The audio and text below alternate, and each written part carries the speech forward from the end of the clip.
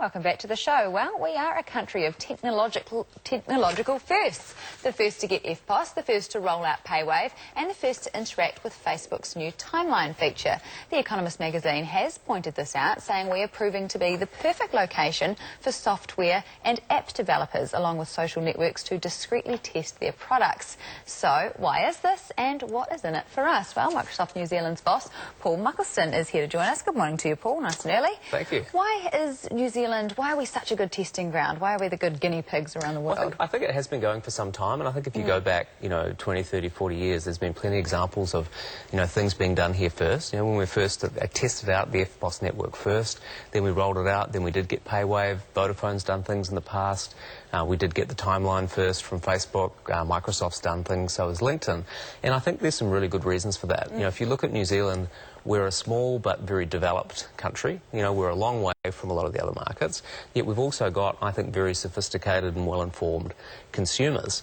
Auckland, for example, is now the third most ethnically diverse city in the world. And we've also got a regulatory environment that makes it quite easy to do things here, and it's quite a clear and transparent place to do business.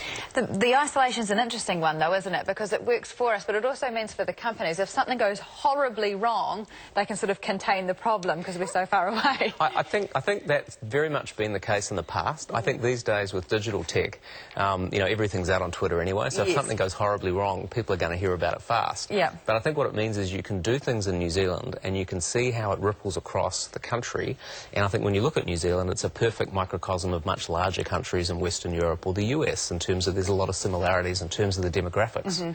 So an easy place to roll it out, but you still get quite a decent sample size to get a good indication. Exactly, and I think also Kiwis adopt technology pretty quickly. Like, I think we're one of the first countries in the world to really take things like the iPhone and the iPad. If you look, for example, with Microsoft, the Office 365 service that we have, we've got the highest market share in the world in adoption of New Zealand small businesses on Office 365. So there's also something here about rapid adoption of tech. If people like it, they tend to move really quickly. Well, that's a good thing.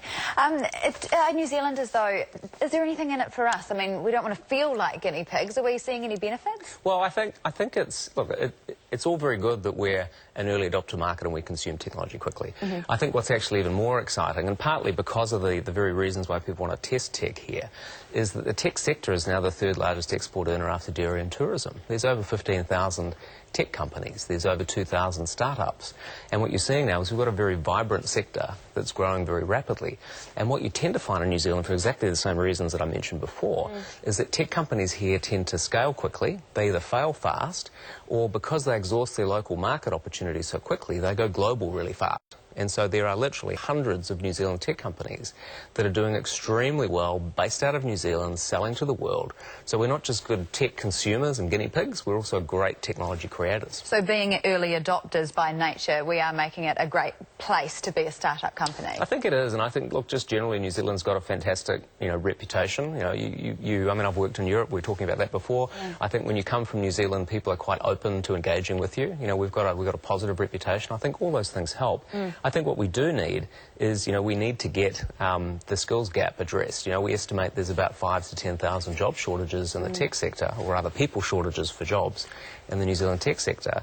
And, I can't think of any reason why we wouldn't start teaching kids how to code and how to build tech from year 0 or year 1 onwards. And that's where the jobs are. And we are hearing that from Stephen Joyce actually many times, trying to lure back the New Zealanders from Australia. And I think people don't realise, New Zealanders don't realise how advanced we are, because you sometimes go to overseas countries and think, well, why can't I use FPOS? And there's only so many shops that you can actually use a swipe. You're going to get cash out. Or get a decent flat white for that matter. That's right. It's all so backward out of New Zealand. It is indeed. So, well, it's a good news story, and you explained it so well. Paul, thanks for joining us from Microsoft. Thank you very much. Thank you.